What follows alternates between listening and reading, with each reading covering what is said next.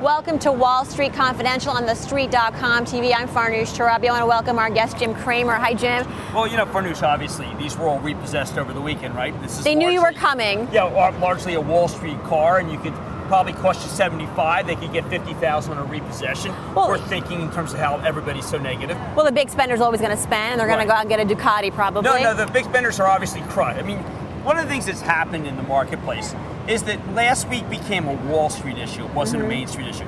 We've been dealing with the Main Street issues now for 6 months, which is the collapse of the mortgage market.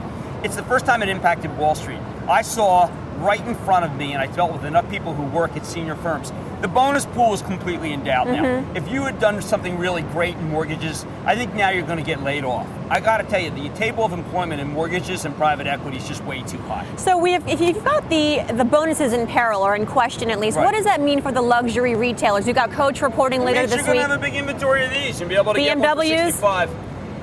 You think that? No, honestly, I mean, I as someone who's in touch with the real estate markets and also with a lot of analysts, I think that if you wanted to get the takeaway for most people on Wall Street is that don't buy your summer home at the Hamptons until January, February. I genuinely believe that the bonuses are going to be very, very much in question here. And I think that people have to recognize that the divisions that had been boosted, the divisions where the hiring was, even as late as the end of 2006, early 2007, were private equity and mortgages. I predict that those divisions will be downsized dramatically. They've been the big drivers of earnings, which is why I've been saying the earnings are going to come down for the major brokers, which is why they're not that cheap. And I also believe that there'll be a lot of layoffs, which we have not seen since '94. As a transition here, you talked about brokers. We were talking earlier that you have a sort of an idea about brokers versus banks, that there should be a distinction.